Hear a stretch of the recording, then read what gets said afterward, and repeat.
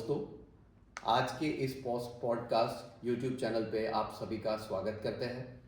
मंडल railway अस्पताल प्रताप नगर में आज हम ये पॉडकास्ट रिलीज़ करने जा रहे हैं। हमारा फर्स्ट पॉडकास्ट जो था वो डॉक्टर पराग के साथ पोलियो पे था और आज दूसरा पॉडकास्ट हम रिलीज़ करने जा रहे हैं जिसका जो फोकस है वो हम सांप के काटने पे क्या करना चाहिए उस पर रहेगा। इस YouTube चैनल को आप सभी से निवेदन है कि आप सब्सक्राइब करें और आपके जितने पहचान के लोग हैं उन तक पहुंचाइए कि जिसकी वजह से नेक्स्ट टाइम जब ये YouTube पे हम नेक्स्ट पॉडकास्ट रिलीज़ करें तो आप इसका फ़ायदा ले सकते हैं। आज के हमारे पॉडकास्ट के विशेष अतिथि में हमारे डॉक्टर दर्शन जो divisional railway hospital Pratap Nagar में कार्यरत है, sir as a DMO divisional medical officer यहाँ पे पोस्टेड है और सर की योग्यता एज अ फिजिशियन वो यहाँ पे अपनी सेवाएं प्रदान कर रहे हैं। इस पॉडकास्ट का जो विषय है वो विशेष अतिथि हमें बताएंगे और सांप काटने की समस्या और हम उसे कैसे बच सकते हैं उसके बारे में हम ज़्यादा जानकारी प्राप्त करेंगे। दोस्तों, सांप काटने की जो समस्या है वो एक गंभीर आपातकाल समस्या है और ख़ासकर ये ग्रामीण और अधिकतर जहाँ पे ज़्यादा ग्रीनरी होती है, ग्रीन जोन्स होते हैं, वहाँ पे हरे प्रदेशों में ये ज़्यादातर ये घटनाएं बनती है। इस प्रकार की जो घटनाएं हैं वो हमें ध्यान में रखना चाहिए कि जिसकी वजह से हमारे जो फैमिलीज़ है उसे हम कैसे प्रोटेक्ट कर सके। तो आज का ये पॉडकास्ट है स्पेशली आपके लिए हम रिलीज़ करने जा रहे हैं कि आपको हम ज़्यादा से ज़्यादा जानकारी दे पाएंगे। भारत में सर कौन कौन से प्रकार के विषैले और विषहीन सांप पाए जाते हैं और उनके बीच में क्या अंतर होता है? सबसे पहले नमस्कार दोस्तों, और आपको मैं धन्यवाद देता हूँ, आपने मुझे बोलने के लिए निमंत्रित किया। अब जैसे आपने क्वेश्चन पूछा कि विषैले सांप और विषहीन सांप, तो हमारे भारत में 300 से ज़्यादा प्रजातियां पाई जाती है। उसमें से जो विषैले सांप हैं उनका जो क्लासिफिकेशन है वो 3 तरह से होता है।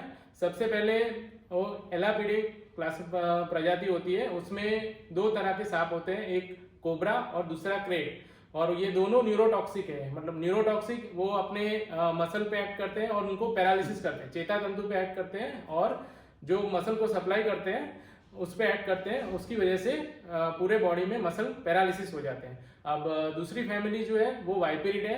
उसमें 2 तरह के वाइपर होते हैं, एक है रसल वाइपर और दूसरा सो स्केल्ड वाइपर। तो उनका जो जहर होता है वो हीमोटॉक्सिक होता है, मतलब वो खून पे एक्ट करता है और खून को एकदम पतला कर देता है और उसको जमने नहीं देता है। और तीसरे तरह के जो सांप होते हैं वो हाइड्रोफिडे होते हैं, जो समंदर में पाए जाते हैं और उनका जो जहर होता है वो मायोटॉक्सिक होता है, मतलब वो मसल को गला देता है, मसल का नेक्रोसिस करा देता है।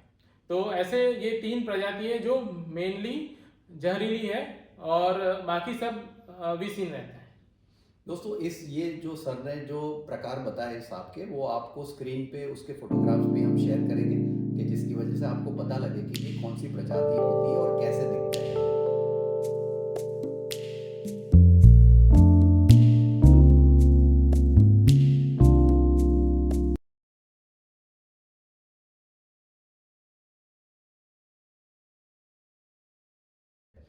सर, दूसरा क्वेश्चन ये है कि ये जो सांप के काटने की जो घटनाएं आमतौर पर देखी जाती है वो किस समय अधिकतर होती है और इसके पीछे क्या कारण हो सकता है? अभी जैसे हमने डिस्कस किया उस क्लासिफिकेशन में जो जमीन पे पाए जाने वाले जो सांप है उसमें 4 सबसे जहरीले सांप हैं, कोबरा, क्रेट और 2 तरह के viper, Russell viper and so scaled viper. अब इसमें से एक ही है जो क्रेट है, वो यूजुअली रात को इंसान को काटता है और यूजुअली जो जमीन पे सोते हैं उनको ज्यादातर वो काटता है रात में।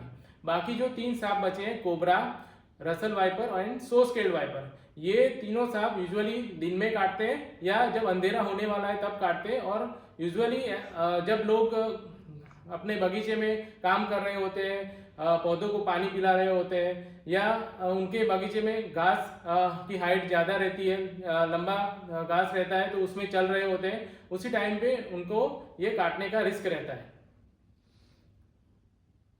तो दोस्तों ये ध्यान रखें, आप जब भी आप बाहर जाए तो इस समय जो सर ने बताया उस समय का आप ध्यान रखें, और जो जो बातें बताई उसका भी ध्यान रखें।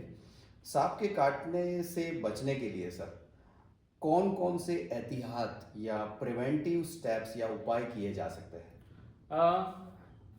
इसमें बहुत सारे उपाय हैं, तो हम एक एक करके उसको जानेंगे।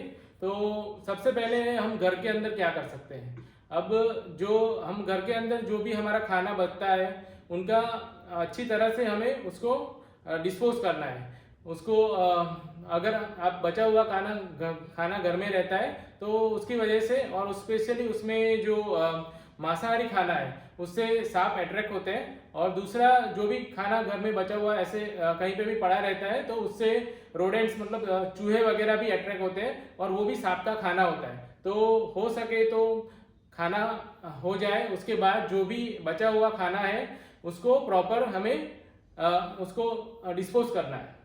तो एक ये पॉइंट हो गया। दूसरा हमने आगे डिस्कस किया था कि जो क्रेट सांप है वो यूजुअली रात को काटता है, और जो जमीन पे सोते हैं उनको काटता है। तो हो सके तो जमीन पे सोना अवॉइड करना है, हमें हाई राइज बेड पे सोना है। और दूसरा एक इम्पॉर्टेंट चीज़ है कि मॉस्किटो नेट। अभी मॉस्किटो नेट हम जानते हैं कि मॉस्किटो नेट से मच्छर नहीं काटते, लेकिन नेपाल में उन्होंने एक स्टडी किया था विश्व आरोग्य संगठन ने, कि जहाँ पे रात को सांप के काटने की समस्या बहुत थी, तो उन्होंने ये मॉस्किटो नेट यूज करने का प्रमोट किया था वो एरिया में। तो उसके बाद उन्होंने देखा कि जो सांप के काटने की घटना है उसमें सिग्निफिकेंट नंबर में रिडक्शन हुआ था। तो वो चीज मतलब बहुत कम हो गई थी। तो मॉस्किटो नेट से, एक तो मॉस्किटो से मच्छर से तो फायदा होता ही है, दूसरा सांप है, बिच्छू है या कोई भी जीव जंतु है उसके काटने की संभावनाएं न बराबर हो जाती है। ऐसा कोई केमिकल अभी तक ऐसा डिस्कवर नहीं हुआ है कि जो सांप को मतलब घर में आने से या फिर हमारे एरिया में आने से रोक सके। तो ये जो हमने बात की कि घर के अंदर आप क्या क्या कर सकते हैं, अब हम देखेंगे कि घर के बाहर कंपाउंड के अंदर या आपके गार्डन में आप क्या क्या प्रिकॉशन रख सकते हैं। तो सबसे पहले जितने भी पोटेंशियल मतलब हाइडिंग प्लेस है, सांप के छिपने की जगहें हैं, उनको कम से कम रखना है। तो अगर आपके घर के आजू बाजू कचरे के ढेर हैं या फिर जो बिल्डिंग मटीरियल पड़ा हुआ है या कोई भी टर्माइट का मोल्ड ऐसा कुछ है तो उनको आपको दूर करवाना है। तो सबसे पहले एरिया आपके घर के आजू बाजू में जो छिपने की जगह है वो कम से कम रखनी है। दूसरा है कि अगर आपके गार्डन में ग्रास है तो उसकी हाइट मिनिमम रखनी है कि आपको जो जमीन है वो विजिबल हो, तो उसमें भी ये सब सांप छिपे हो सकते हैं। तीसरा है कि अगर आपके घर के आजू बाजू जो वृक्ष होते हैं उनकी जो डालियां होती है वो घर पे टच नहीं होनी चाहिए, अदरवाइज वो क्या है सांप वहां से ट्री पर से आपके घर के अंदर आ सकता है। दूसरा है कि अगर आपके घर के आजू बाजू पानी के सोर्सेस है, वाटर रिजर्वर ऐसा कुछ है, तो वहां पे फ्रॉग्स वगैरह होने के चांसेस बढ़ जाते हैं और वो भी सांप के खाने का सोर्स है। तो हो सके तो ये सब मिनिमम रखें, अगर है तो उसका आप रेगुलर उसका इंस्पेक्शन करते रहे, तो उसकी वजह से ये सांप के काटने की घटनाएं बहुत सारी हम कम कर सकते हैं। अभी दूसरी चीज है कि अब ये सांप के काटने की जो ज्यादातर घटनाएं बच्चों के साथ होती है, तो बच्चों में अवेयरनेस फैलाना बहुत जरूरी है। तो बच्चों को यही बताना है कि जब आप खेल रहे होते हो तो ऐसे जब कचरे के ढेर है, बिल्डिंग मटेरियल, उसमें अगर आपका खेलने की चीज चली जाए तो बहुत एहतियात बरतना है। अगर हो सके तो घर से कोई वयस्क आदमी को बुला के वो चीज निकालना है। तो वो उनकी अगर उनके गाइडेंस में वो होगा तो ये सब घटनाएं हम कम कर सकते हैं। दूसरा है कि जब भी बच्चे सांप देखते हैं तो उनको बोलना है कि आपको कुछ नहीं करना है।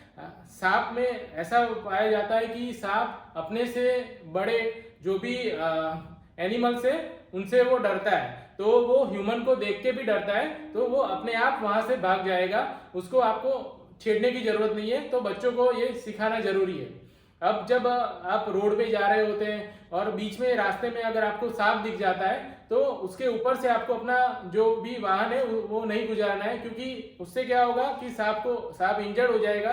वो आपको तो कुछ नहीं करेगा, लेकिन आपके बाद जो वहां से गुजरेगा उसके लिए वो खतरनाक हो सकता है, उसको वो काट सकता है। तो ये चीज आपको भी ये भी ध्यान रखना है। और जब आप बाहर जाते हैं जंगल में हाइकिंग के लिए या ट्रैकिंग के लिए, तो सबसे अच्छा है आप लॉन्ग शूज यूज करें। और ऐसा हो तो अपने हाथ में एक बड़ा सा लकड़ी का डंडा रखें और उसको आप आगे यूज ठोकते हुए चले, तो उससे क्या होगा, अगर कोई सांप वगैरह होगा तो वो वहां से भाग जाएगा और आपको उसके काटने की जो प्रतिशत है वो बहुत कम हो जाएगा। दोस्तों, ये सीरीज 1 जो है सांप काटने की जो घटनाएं है उसका इंट्रोडक्टरी पार्ट और साथ में एहतियाती क्या लेना है वो हम आज सीखे हैं। अब सीरीज 2 जो है वो स्पेशली आप सभी से हमारा निवेदन है कि आप वो देखें, उसमें सांप काटने के प्राथमिक उपचार क्या है उसके बारे में हम बताएंगे। धन्यवाद।